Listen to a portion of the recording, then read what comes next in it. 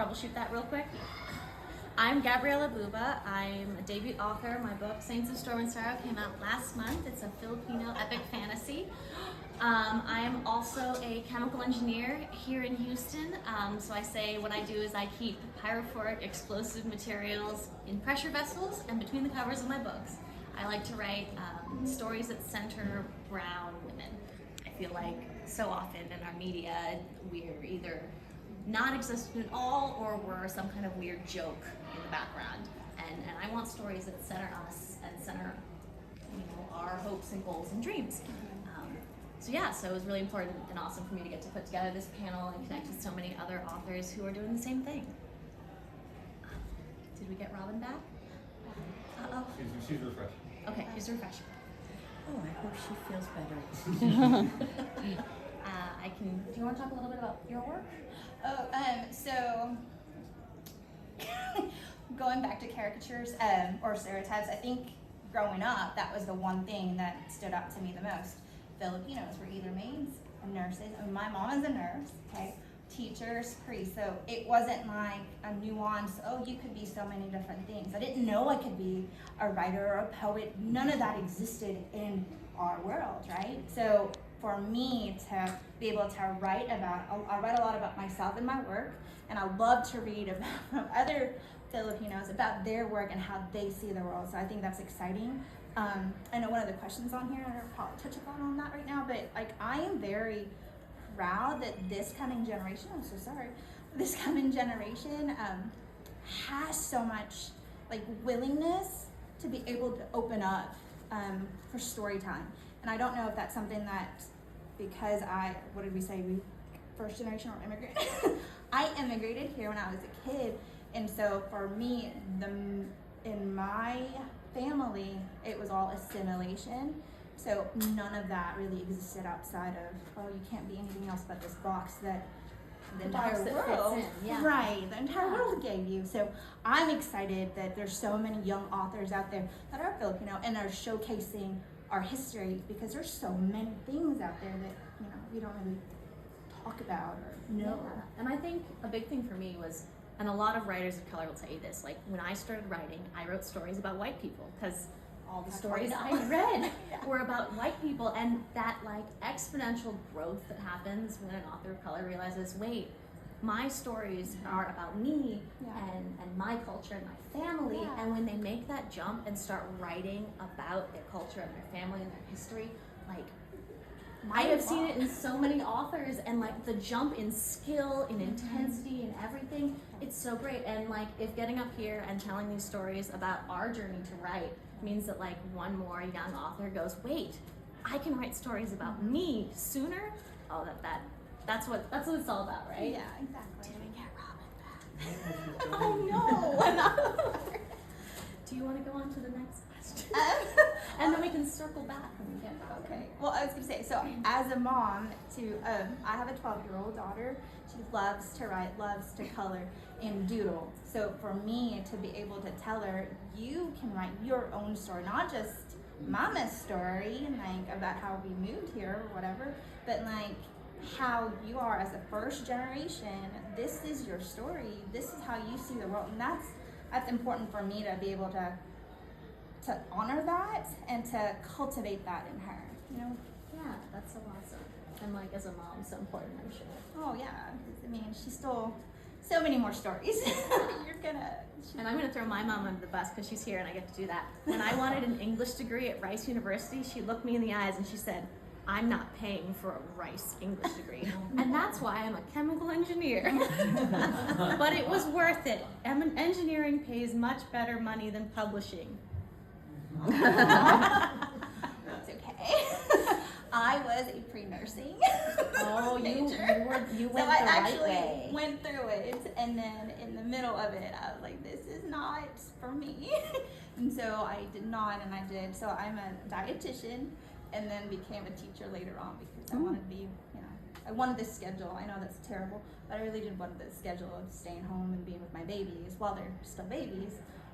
But yeah, so I did do it. I did try to mold myself into that box, but my mom was awesome, so whatever. Sorry. Fingers crossed. Yay. Robin! Yay! You're back! It's your turn. Okay, let me adjust your volume so that we can all hear you in the room. Try to talk. Yes, I can. Do I do my intro? Yes, Robin, if you want to go and give us your intro and introduce yourself and your work, we'll be rolling. I'm Robin Alvarez. I like to make dramatic entrances like that one.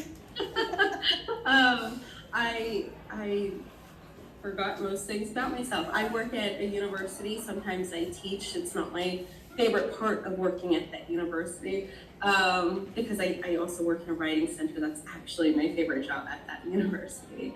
I wrote When Oceans Rise, which is a Filipino Little Mermaid retelling, but with no mermaids, where a girl in an abusive relationship gets her voice up to the sea witch to escape, but the sea witch uses her voice to unleash monsters on the world, and she has to get her voice back to save the world. And it's a wonderful story. I read it while I was flying back from my London book launch, and it was amazing. And I can't believe that just now I realized there are no mermaids in your Little Mermaid retelling. It just hit me just now. I think I'm going to surprise everyone with a sequel, and there might be mermaids in that one. But yeah, like most people, I have to like say, but there's no mermaids. I'm so sorry. But it is wonderful nonetheless. And did you want to say how you started writing or what made you decide to be a writer? Yeah, so there was this really popular fantasy series that ended a long time ago that I won't talk about because I don't support them anymore. But I was that feeling of being so sad that a world was over and I'd never experienced anything new was so overwhelming to me that I knew I wanted to do that to someone else.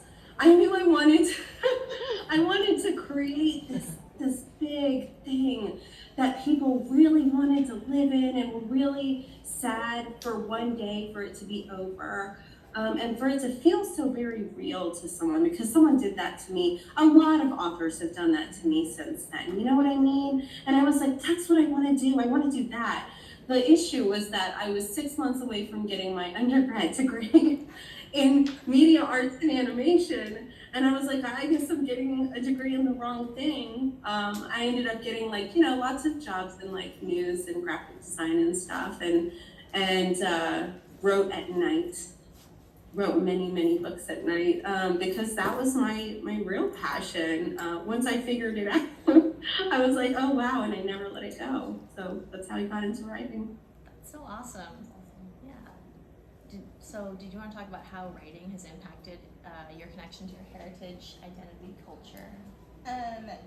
Yeah, so I think I touched base on that. A lot of what I didn't see, I wanted to see for myself, and I wanted like that Filipino connection. So I took some things that I've experienced as a Filipino, and I wrote that into everything. So during COVID in 2020, we were locked down, and the rise of AIPI hate. I wrote an entire collection of nothing that's really mean-spirited rebuttal for AAPI. Like hate. Sometimes you have to seize that anger. Yeah, I was so angry about the whole entire thing, and I have yet to publish that one because I need to clean it up. I'm so ready for this. I need to clean it up for the other audiences, but a lot of what I feel, I have to write about it, and then I can just walk away and be like, okay, this is my therapy. I am done. I can be okay with that. But so certain things I take, like my favorite adorable, like all of that I put into whatever I have going on at the moment. I love that. And everyone says therapy is way more expensive than writing, so I highly recommend. I've been told that I write like I'm wringing my grief on the page. So if you do check out Saints of Storm and Sorrow, be prepared for that. I apologize for the tears. I'm crying with you in spirit. And definitely, yeah, for me, I grew up in Texas. There was never any AAPI history. There was definitely never Filipino history.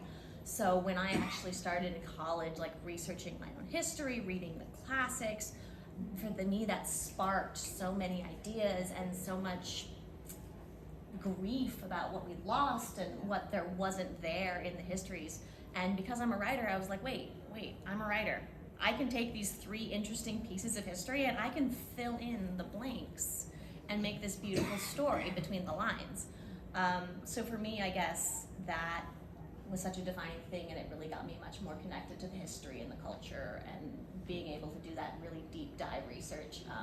I was lucky. I'm part of Rice's alumni community. I have access to their whole research library, which is just, it's a smorgasbord of material that otherwise you wouldn't have access to, and it connected me with so many awesome professors and colleges in the Philippines that we were actually able to publish some Tagalog poetry in cooperation with the Manila de Ateneo University and their English department. So like being connected to that university kind of community was so awesome as an author.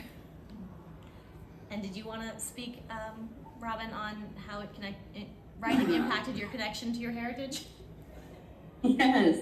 So I kind of, growing up, didn't really always feel Filipino enough, if that makes sense. And a lot of that had to do with the fact that I associated language as culture alone, really, and I'm not adept at learning languages, and even when I understand, I just tell people I don't, because I'm afraid of my American accent is so terrible. And so I kind of just, I hid that part, but I still wanted to connect, and so, writing helped me realize that culture isn't just language, it's art, and it's music, and it's religion, and the stories that we tell and the history that we have, and so folklore being passed from generation to generation. And in those stories, I was able to connect with my culture and really feel like I was part of being Filipino and not just on the outside looking in. And it really helped me have that sense of ownership of who I am and what my heritage is. That's so awesome. Yeah.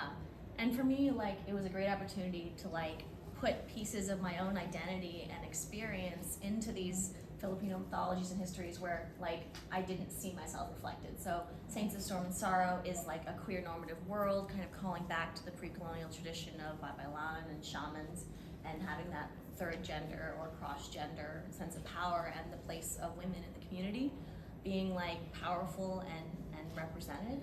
So for me, that was also just a huge opportunity and a wonderful experience to write. Yeah, I think touching with both of y'all, during my COVID poetry rage writing, I was women are at the forefront. Filipino nurses are at the forefront. Watch me write a poem about all of this. So I was really mad about that. But yeah, I took that whole outside looking in, all the folk tales that I remembered. We came from sand, fire, volcano ash. That is our heritage as women. There are women warriors that were born in the Philippines. That was our history. And I cannot believe I did not know anything about that. But as I was going through my COVID poetry reading, that was where I learned all of that. And I thought, you know what? I think it's amazing that you all are doing folk tales justice, and I just admire y'all a lot. Yeah, absolutely. I feel like it can be hard sometimes for younger folks to connect with those much older stories and older tales. And our grandparents talk to us, but we don't always listen. I hear that so often here. My grandparents told me all these stories and I thought they were making it up or I didn't listen, which to me, I don't get that at all. I'm a family of storytellers, you listen. But I feel like writing more up-to-date Filipino fantasies and Filipino stories will help get that younger generation interested. I can't tell you how many younger Filipino folks have said, I read your book and then I went to the footnotes where you had all of your historical sources, and I went and I read more and I learned about this history for the first time. And oh my goodness, that makes my heart grow 3 sizes. That's awesome. So we keep touching on the questions before we get to it, but how do you see your work as it relates to the Filipino culture of oral tradition? I think I probably answered that earlier. Yeah, but everything hits me. Did you have any points on that you wanted to jump in with, Robin? I don't want us to hog the room. So, going back to not really feeling Filipino enough when I was younger, and especially when I first started writing, I think that went, because I started writing a long time ago, okay? Back then it was even harder to get diverse books sold. When I first entered that industry, it's still hard. When did okay, you start so when writing? I first started, what's that? When did you start writing again, just for the room? Oh, like 2008, like a long time ago. Yeah, it took a long time. Not every journey is fast. And so originally I was writing white characters, white led books, because I wrote like 5 of them. And none of them really sold. Some got close, but none of them really sold. And I think that not they were white. It wasn't that. It's just that I wasn't writing anything new or authentic. I wasn't saying anything real about myself when I was writing these characters, right? And then once I finally started writing characters that are mixed race, that are, American, people start resonating with those stories. And I think it's because, like, before, my characters were not really coming alive on the page. They weren't lifting off. And now they were, because I was saying something about what it means to feel like you don't quite belong in any space. And even though I'm talking about being mixed race in a lot of these cases, being Filipino American is kind of like that too, because we do belong in 2 spaces, and it's hard to feel like you wholly belong in one or the other. And it's something that we really want, and that theme of being stuck in the in-between, that was so much more universal than I ever imagined. And it can be told and spoken about and talked about in so many ways, because there's so many different experiences that we have as people stuck in those in-between spaces. Yes, absolutely. I think that resonates with me so much. Also, as like mixed Filipina, there's something about learning how to navigate between the 2 worlds you inhabit, and like owning your space in both of them, but understanding the space between as well, that I think it took a really long time for me to grow into. Like, I would feel so out of place at like these big family gatherings where everyone's Filipino and they're speaking 5 different languages, and I'm outside of that bubble. And I've gotten on Pimsleur. I'm learning slowly, but there's something so empowering about finally being able to move between those spaces with some kind of poise that I think you grow into. I think from my perspective, I'm raising a first generation. So for me to be able to look at it through her lens is interesting and amazing. And she's 2nd generation for Mexicans. So I have 3 languages in our house that we're trying to learn. So no, not really. Because it's so confusing. And our wedding, my husband and I got married, it was different languages. They're all brown people, right? But like one spoke Spanish and one spoke nothing but we were what I like Visayan. So we're like, whoa, trying to mix. Sorry. I hope you had puto, and I have Spanish folks were like, we did. The first time I offered it to my my in-laws, I was like, here's some puto. She was like, what did you just call me? Yes. So sorry. It was funny, but for me, I forgot the question, but yeah, like, I love that for her, I really hope she doesn't have to feel like she has to be bouncing back and forth. yeah. I mean, it'll be probably going to be divided into thirds if she does that, but I really hope in that sense. So I actually did write a poem about that, and I told her, this is for you, and you are a bridge, and you are one focal point is a poet. That is where our people are from, and the other side, my husband's an engineer, you're an engineer, because those are your 2 sides. So if you have to choose, there you go. There's no, you can't really pick your identity like that, and I would love for you to just, I don't know, embrace all of the nuance of it, but I hate that for y'all, because I was probably that annoying little girl, like, why don't she speak Tagalog? Like, what's happening with this one? But I get that, and I really hope she doesn't have to feel that way. That's so awesome. Yeah. So then I want to touch on, are there any writers, mentors, or authors that you consider role models or inspiration? Because I feel like when I have a lot of these talks, everyone says, oh, you're the first Filipino fantasy writer I've ever heard of. And I'm like, no, I have a list. I have a list of people for you to read. So I'd like to take some time to talk about like your influences, both historical and present. And So Barbara Reyes, she is a poet. I don't even really remember her story, but I read up on her whenever she has any books out. I try to do a deep dive, and right now it's probably, my brain is fried, so I can't think of anything else, but the first person that comes to mind is Barbara Reyes. She's a poet, Filipino poet, based out of California. Okay, she's American. Okay. American, yeah. awesome. Okay. We'll check her out. And did you have any? Robin? Yeah, I have someone, she's fairly new on the scene. She only debuted in 2022. Her name is Elisa A. Bonin, and she wrote Dauntless, which is like a YA dystopian. So cool, very Filipino coded. I loved it. So I think she's like, I think she's amazing. She's such a great writer, but she's also was so sweet. She actually like came to my debut marketing group, and she taught us how she did her street teams, which is like right up my alley. My street team was phenomenal because of her. And then she surprised me by reading my book, which I like never expect, and it just like I cried because it means so much. It means so much when a fellow Filipino reads my work, because that's who I'm writing for. And it's the most terrifying thing to hear when they have, and it's also the most thrilling thing. And yeah, so she's up there for me. If she writes anything, I will be the one reading it. That's so awesome. She was one of the first book looks I did. So if anyone's noticed the very over-the-top makeup, I do these things online called book looks, where I match the cover of a book with my makeup and my outfit. So I did a big pink Dauntless look, and when she liked it, I was like, I'm gonna die happy.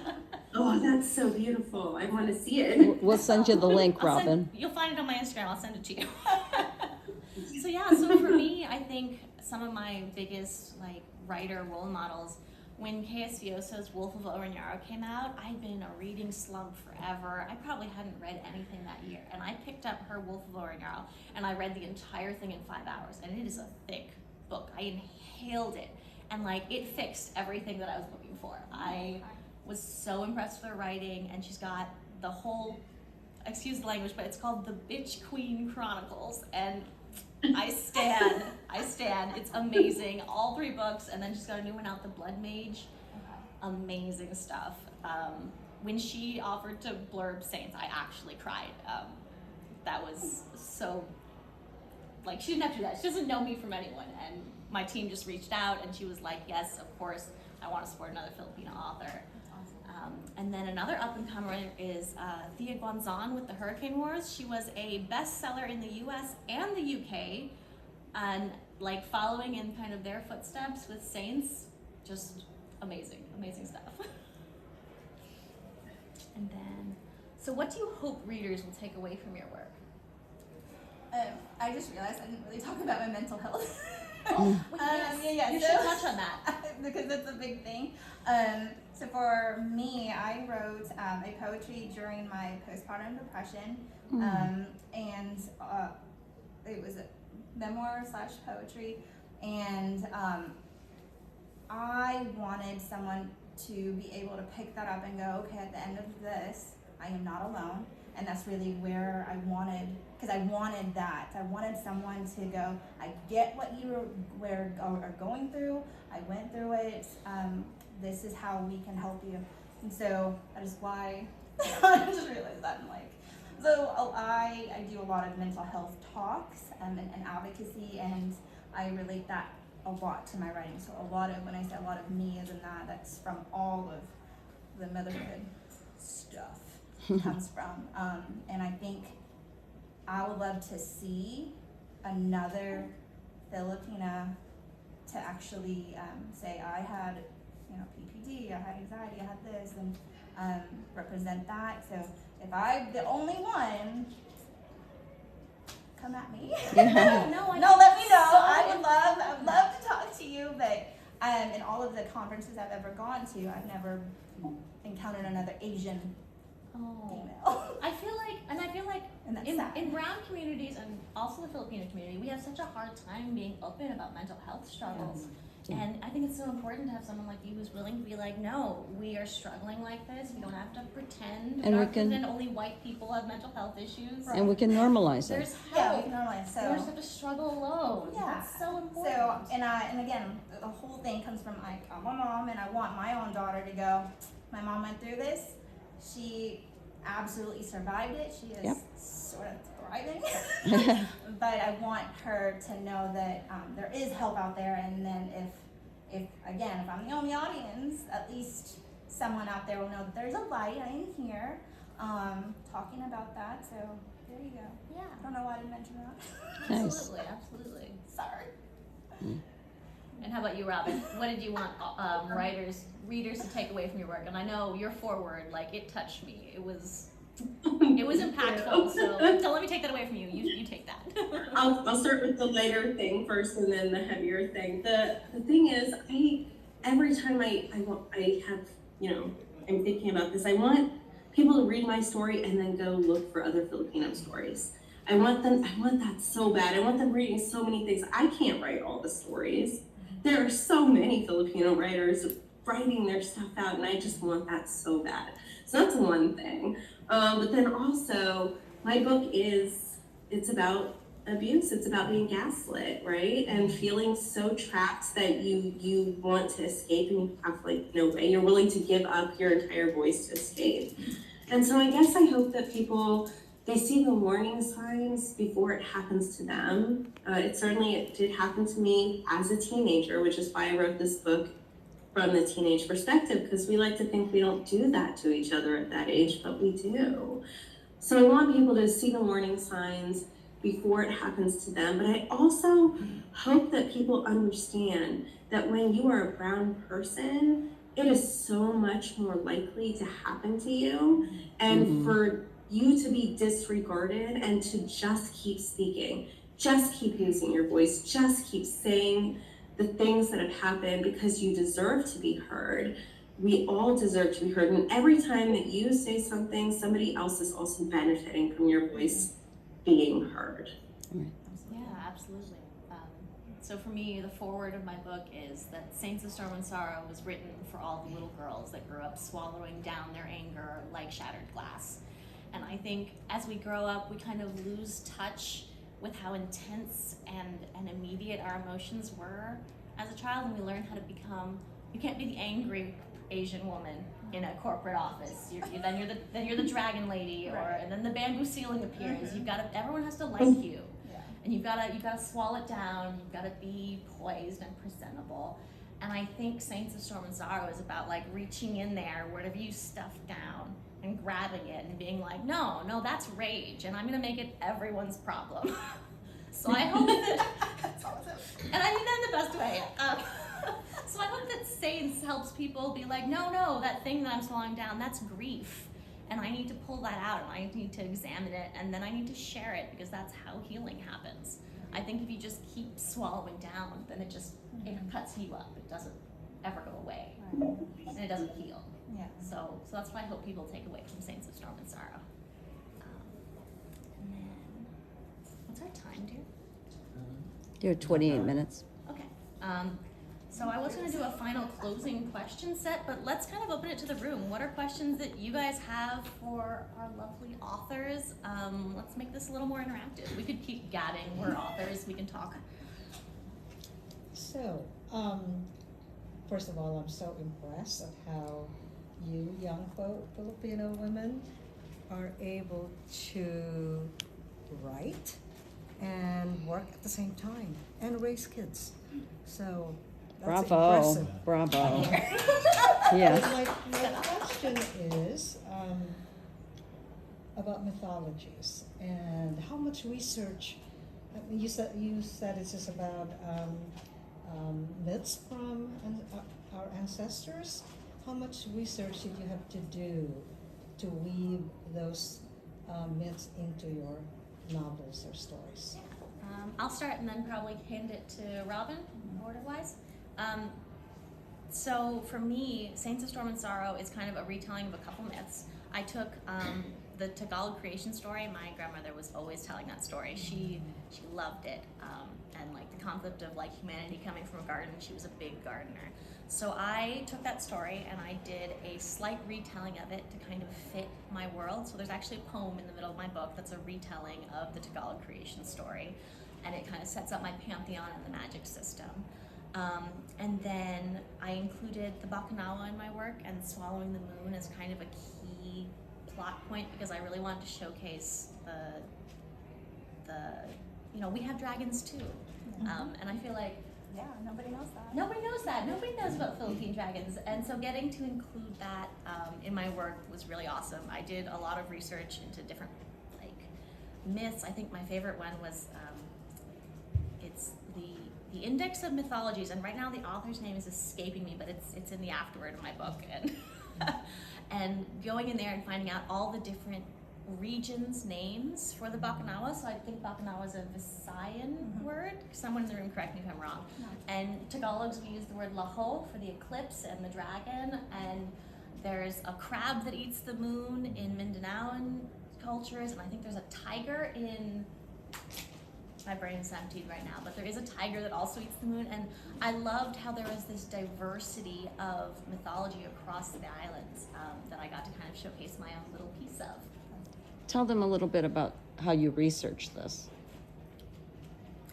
with the universities in the Philippines. I kind of touched on that. I reached out to, oh my goodness, and I've got to do a shout out. Like, professors want to talk to you, and I'm sure you know about this, Robin, working at a university. Like, they were so generous with their time. I was reaching out, asking about like traditional music and old Tagalog poetry and whale migration. At some point, the whales didn't make it to the final book, but I had questions about whales. And there's a whole like society of cetacean folks who study that in like the northern part of the Philippines. They were answering my emails so generously. So really just reaching out to the community, like having that hey, I'm writing a book, would you talk to me? And just the outpouring of, we'd love to talk to you, was so wonderful. And Robin, did you want to talk about the mythology basis of yours as well? Truly it was the same for me. A lot of it is, what kind of academic stuff could I find? What kind of resources through just people could I find? Some of it was literally calling my grandma up in the middle of the night and going, who do you know that you can connect me with? Because like, I don't know that many people there, but she does, So getting my family to kind of connect me to the right people as first doing the research. And then also, like Gabriella, I did a lot of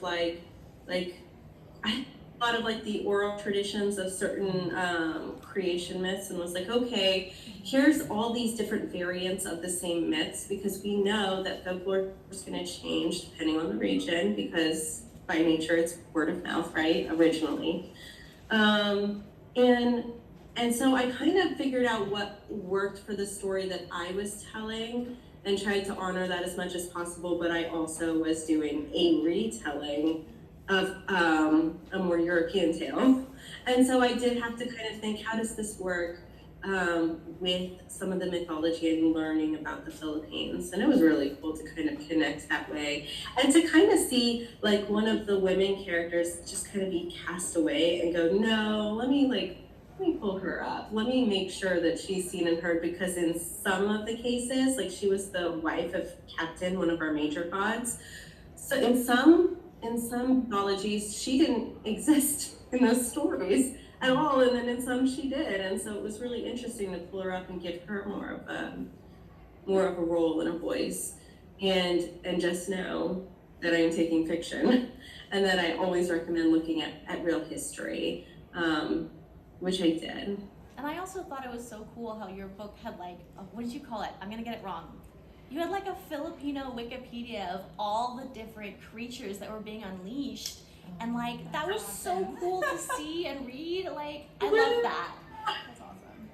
You know, I got that idea. I was going back and forth about doing a reference guide. I called it Filipedia. That's it.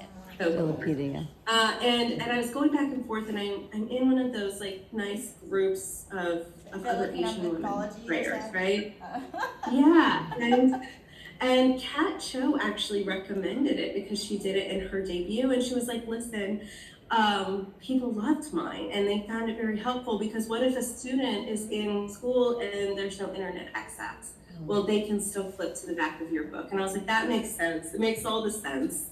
And so I did it. That's so awesome. yeah. Did you have any folklore pieces that you wanted to touch on? The only thing that I had was for Aswangs, mostly because she's a woman, and I wanted to know why. Like, why is it always the woman and the rage? And again, going Have back. you met a Filipino? Well, yeah, it's true. Look in the mirror, right? But I wanted to know why she was cast as this like very evil creature, and there's a story that has to be there somewhere. But yeah, I wrote a poem from her perspective, like this lost little soul. Yeah, and but again, my whole COVID poetry rage, a lot of it was told from the rage, and I didn't want to do that. And I think I want to, listening to y'all, I would like to revisit that and go, okay, there is a story. It's not going to be pretty because obviously, look what happened. But I would like to know more about that aspect and how she. I don't know where the music is coming from, but I think you guys both touched on something that like is so cool. I love how we both all like looked at all of these under talked about like female figures in our pre-colonial mythology. I did something similar with the retelling. So many of those gods that get focused on feel like to me like the Spanish looked at that and said that's God with a capital G, don't worry about it, we're not going to talk about any other figures. So I kind of pulled up my favorite overlooked female goddesses and kind of did a feminist retelling of the creation story with like female pre-colonial goddesses. I went with Anitun Tabu, the goddess of storms, Aman Sanaya, the goddess of the sea, because to me there's so many angry sea gods that feel more like Poseidon and feel much more westernized, but like to me, coming from like an island culture, like the sea is also where you like get life, and the reason you can survive on these little islands, like it's because the sea is there and there's so much bounty. And then I think I went with an Amihan for the kite, the west wind. So like really getting to highlight those female pre-colonial figures was really fun for me. That was a great question. Yeah. Thank you. And thank you for your answers. Absolutely. Any other questions from the room? Could you maybe talk through, for each of three of you, your publishing journey? How did you get there? Well, so there's also one online. Oh yeah, Oh, shoot. okay. Online question. Online question was anything out of your research that surprised any of you, anything new that you learned as you're doing your research for your books?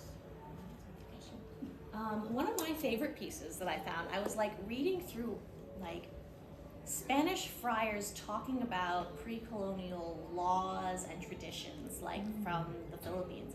And I found this one section about hair culture and about how like they said it's unlawful for an unmarried man to touch a woman who's not family or married to's hair. Like their hair is very sacred, and that kind of made it into the magic system of my book. And I love, there was an addendum that I didn't get to include, and then the chronicler said, but when the women fight, they grab each other's legs. And I was like, that man has seen Filipino women fight. He knows. So that was my favorite little bit of historical something that I stumbled across, and I was like, that is great, that's going in the book.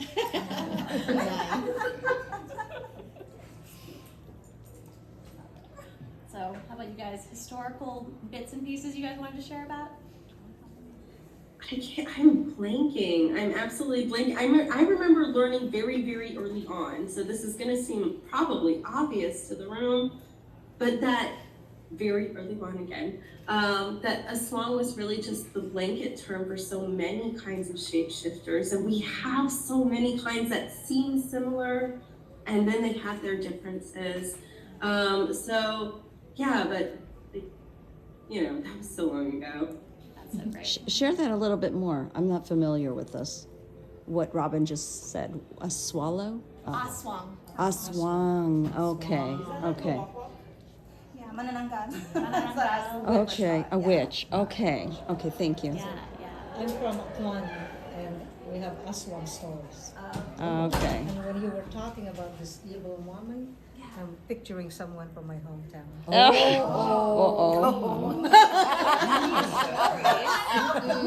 She's still alive. And she's in here right now.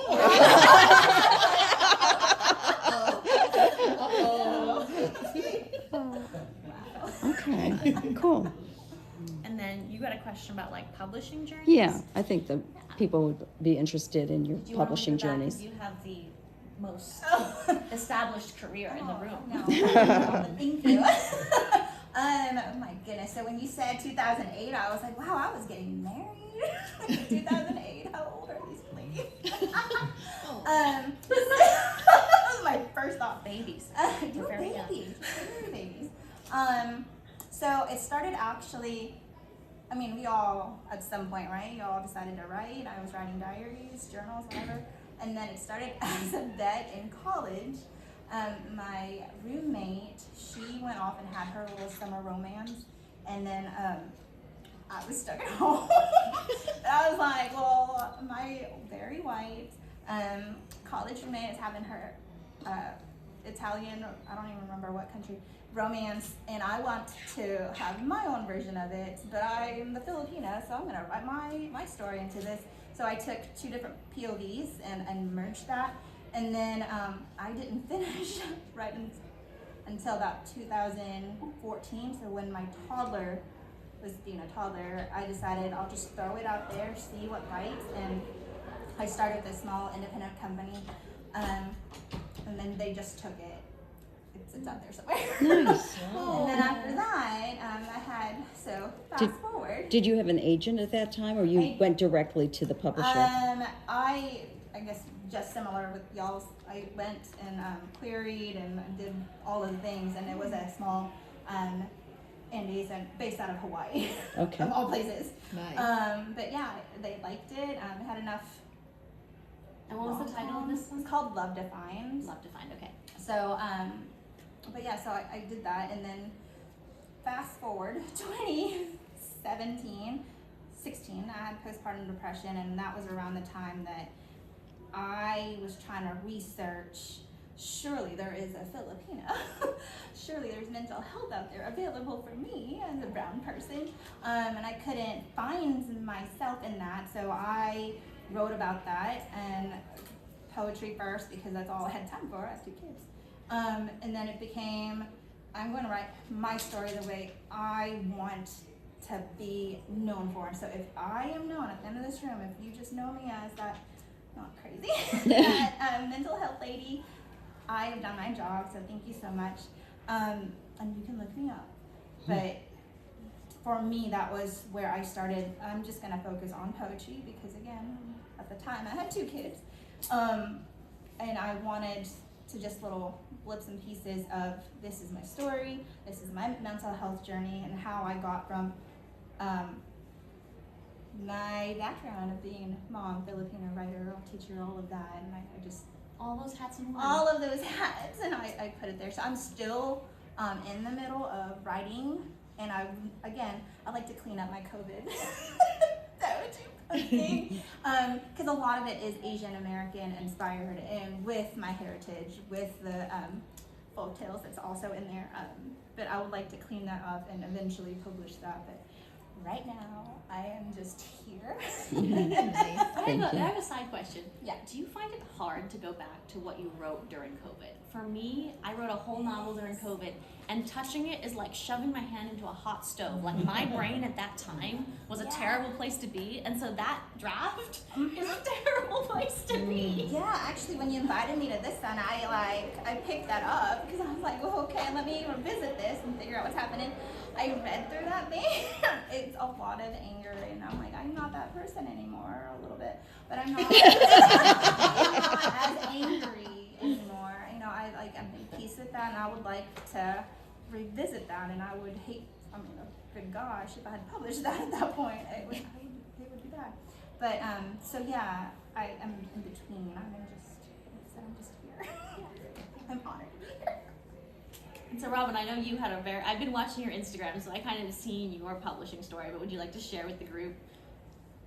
Oh, well, I will tell you, it just occurred to me that this is a COVID book. That explains so much. Explains so much. I will tell you that it is the book I avoided writing for years because it was my trauma. It was the book of my heart.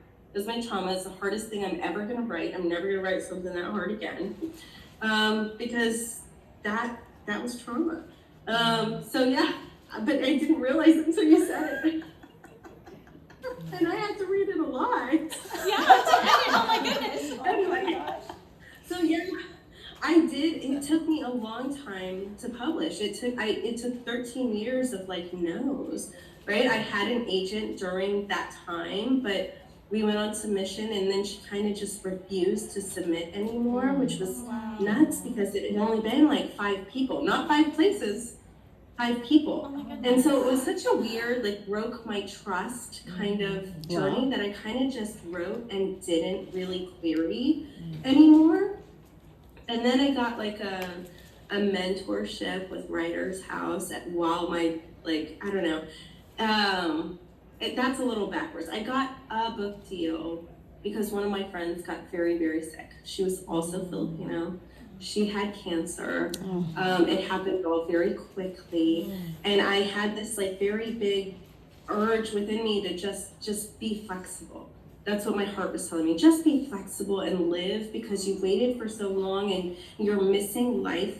You know, you're missing doing things. And so she kind of, it spurred me to take action. And I got a small pub deal, right? And I said it didn't matter if it was gonna be small pub because I was gonna make it the biggest deal. I was going to make connections. I was going to do the best that I could because I knew I could. I had that kind of drive, right? And so she did get to see me sign that deal before she passed away, which was so like the great and sad. I've been having dreams about her recently, actually.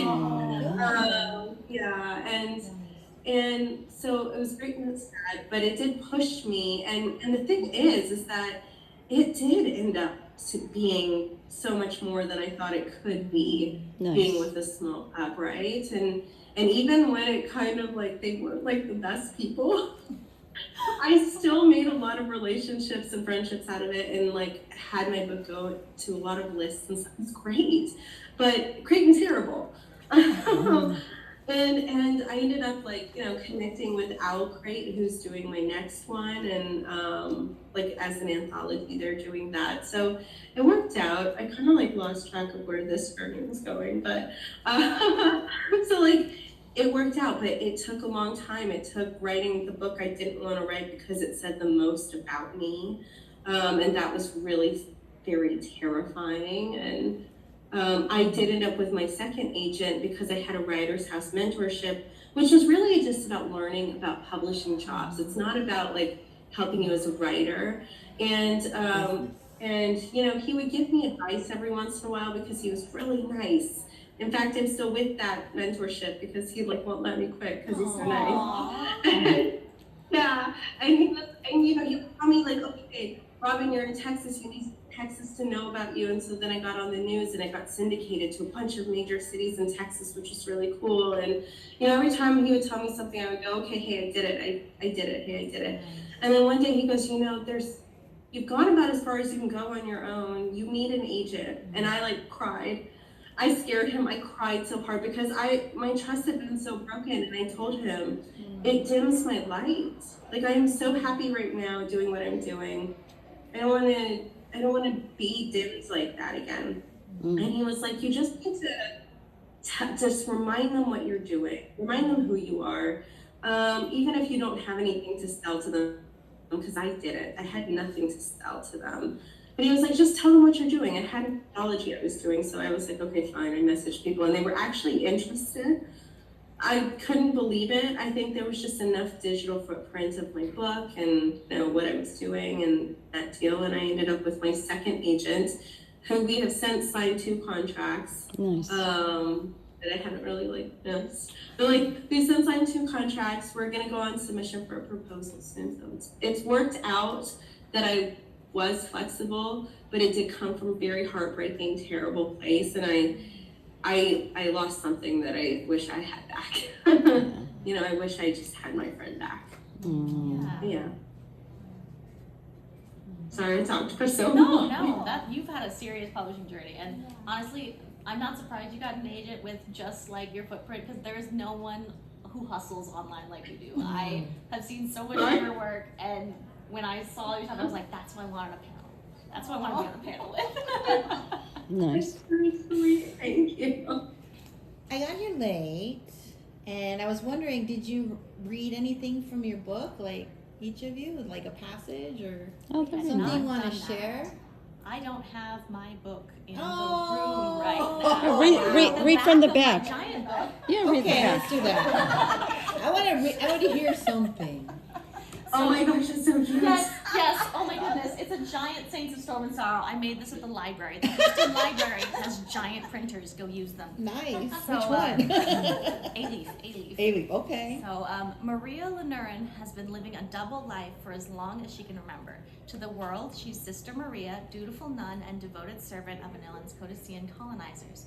But behind closed doors, she's a storm caller, chosen daughter of the Anilan goddess Anitun Tabu, in hiding not only from the Coticians and their witch hunts, but also from the vengeful eye of her slighted goddess. Lenurin does what she can to protect her felon Anilans and the small family she's created in the convent, her lover Catalina and Catalina's younger sister Inez. Lenurin is determined to keep her head down until one day she makes a devastating discovery which threatens to tear her family apart. In desperation, she turns to Alan Dakilla, heir to Anila's most powerful family, who's been ardently in love with her for years.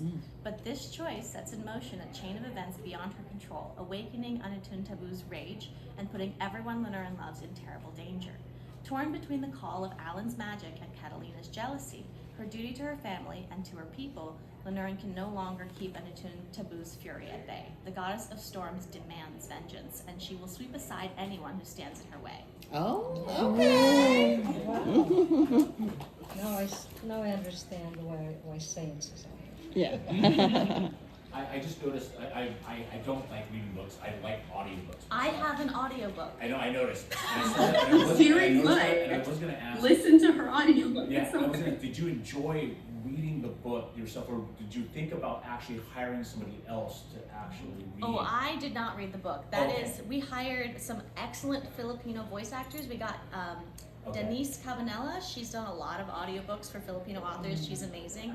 And for the male point of view, Alan, we got Dante Bosco. So listen just for that. He is amazing. Like, I listened to the first chapter of Alan's point of view and I was like, oh, this is the best thing I've ever done. See, that was good, that's what you, I mean, and you Yes. you made sure that was Filipino, you didn't. Yes, Okay. I specifically asked. And Spotify did ask me if I wanted to narrate my own book, Uh-huh. but I am not a professional and that would have been bad. So I said no. And then the same question for both you and Robin as well. I haven't looked to see if you have audiobooks, but do you also would like to enjoy reading your own book as an audio, or are you looking for somebody else to read it? Absolutely not. Mostly because for my poetry, it was a memoir, and I don't want to revisit that point in time Got it. because I was like knee deep in like postpartum depression. So, yeah, I love to read it, but I'm an emotional mess, and I try to like separate that. So I don't think I'm not the person for that. And then Robin? I could never be serious enough. Like, oh my gosh, I would just say all a joke. I would never. My narrator for my audiobook is Jennifer Aquino. She was in an episode of Grey's Anatomy. I won't spoil it, but a very dramatic, like one of the biggest episodes they had. That one. And then she did the English dub for Chicken Nugget, that Korean drama that just came out. Work is It work. was really good. Chicken nugget. So, Robin, would you be able to read some in your book?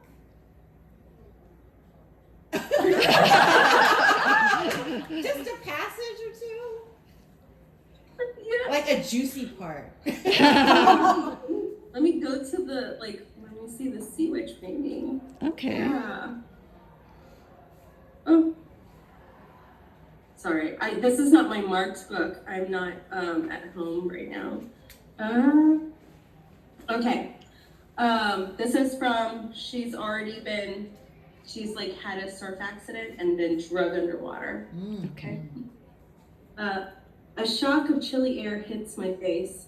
Disoriented, I'm hoisted out of the ocean and into the salty air by my midsection, freeing my legs from the heavy water weighing down my lower half, and dropped onto the rough, wet surface. The impact forces fluid to eject from my nose and mouth. I cough to the point of gagging until my airway is clear, then rest my face on the damp, smooth rock. I vaguely recall getting caught in a riptide and serpentine limbs of an unseen beast ensnaring my body. There's a cave-like echoing as tin clacking against a hard surface bounces around me. Through narrowed eyes, firelight flickers against the glittering rock wall. A petite figure, possibly a woman, works over rising embers of the flames. Her head snaps in my direction as if responding to her name being called. The woman says something what I think is Tagalog, but I can't interpret it because her voice is low and hissing. Removing her mask of seaweed and barnacles, she Asian squats before me, feet flat on the ground, perfectly balanced as her face drops to my level. At least, I imagine her feet are flat on the ground. I can't see them beneath her long, tattered skirt. She's holding something that looks like a sage stick, but smells like putrid fish. Her blackened mouth and wildly tangled bird's nest hair causes my neck muscles to stiffen. Where am I? A sharp pain shoots through my ankle, and the nightmare of serpentine limbs wrap around my body returns to me like muscle memory. Am I dead? A smile grows on the woman's obsidian lips, revealing rotten charcoal-colored teeth and a missing canine.